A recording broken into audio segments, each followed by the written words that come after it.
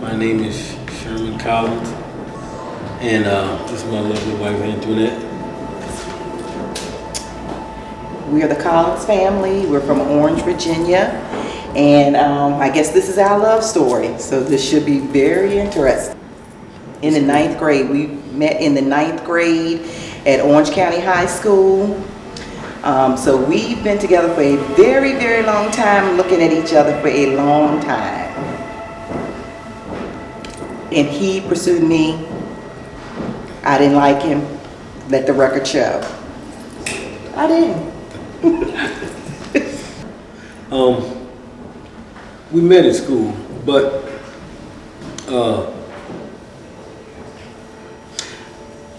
my best friend who lived in the town of Orange County, all of my family and friends used to go to there because they used to have all the music in the neighborhood, and they used to play music all the time. So I used to go there, and she used to go there, and that's where I really, I guess, knew that she was special to me, and and I always tried to make myself known to her, but she wouldn't pay me no attention, and she would always act like she didn't like me. I did. But then I talked to my buddy who is her cousin actually, and I told him to try to hook us up, and he told me, he said, man, she just acting like that. But anyway, man, I just kept on pushing and you know, I guess I just finally won over. I liked him, but he was the type to do stuff I got on nerves to irritate you. So that was like, man, he's getting on my nerves. But after I really got to know him, because he made me laugh all the time, then that's when we would just laugh and hang out, and we were all in the same group. And then I guess because he just pursued me, we came together. But I never say that it was us bringing us together. God already had a plan for us, and I truly believe that, because everything we've been through, that God had already put stuff in place that we were going to be together. No matter how I fought it, we were going to be together. And I'm a firm believer that God anointed our relationship from the 9th grade to now. Question from the fishbowl. Let's go down to the bottom. Ooh. What's been your favorite date? Man, that's hard. We even had a whole lot of dates. Favorite date.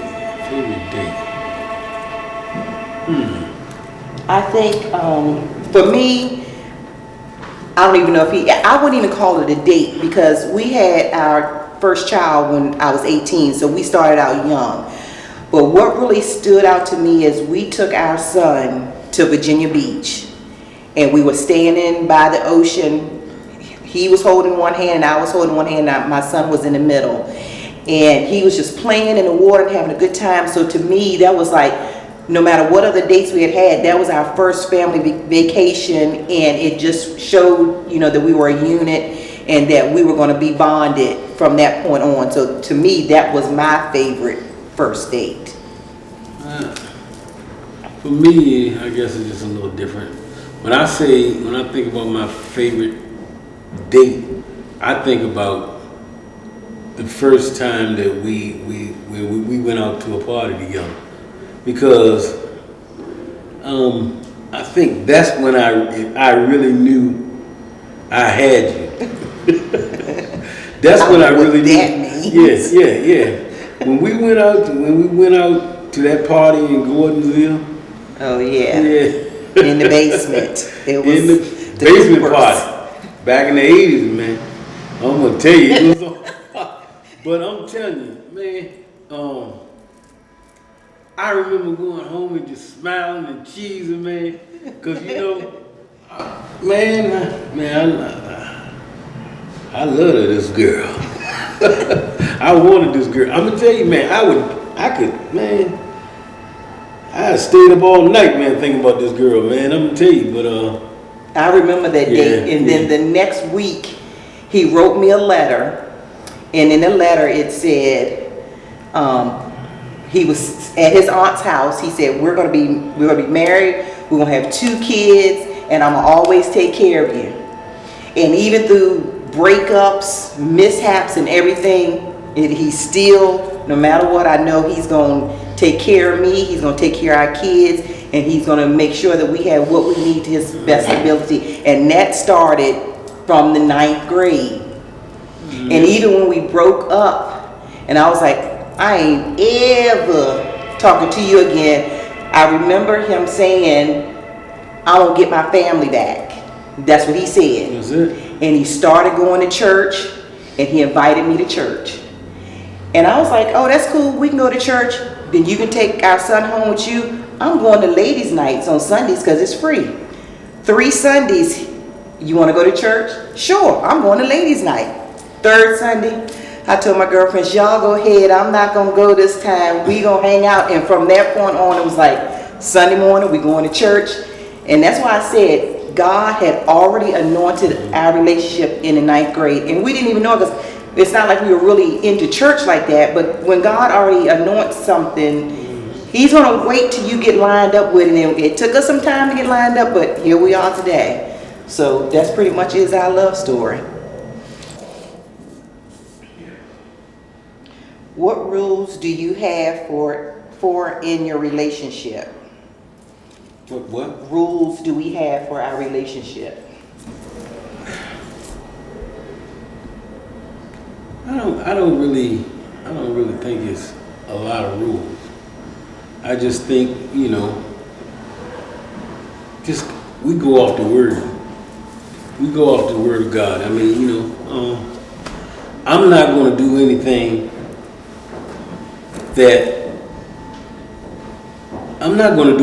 that's going to hurt her, because I know if I do it to her, it's going to happen to me.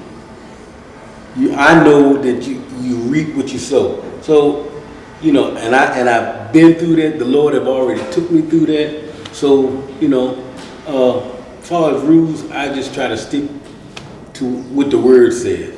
And I think for me, it's a respect. I'm not going to, even if we're out in public and we know that we're mad at each other, I'm not going to disrespect him in front of anybody, and I don't expect him to disrespect me. And I think sometimes that gives people a false perception of how our relationship is, because they're like, oh, everything is honky-dory with them. No, but not everybody doesn't need to know when there's something going on. It's not, it's not everyone's business. So we can have a look at each other. Hey, we'll talk about that when we get home, but just respect for one another. Sometimes I don't agree with everything, sometimes he doesn't agree with everything, and try to always put yourself in the other person's position, and know that if something does happen, it's not done to really hurt you. Things happen, and be able to talk about it and move on from it, and try not to hold on to it. My thing this year is not holding on to grudges. Time is too short. Let stuff go. So that's our love story. We hope that we've helped somebody get to 35 years being together. We hope to learn something from someone else. Thank you.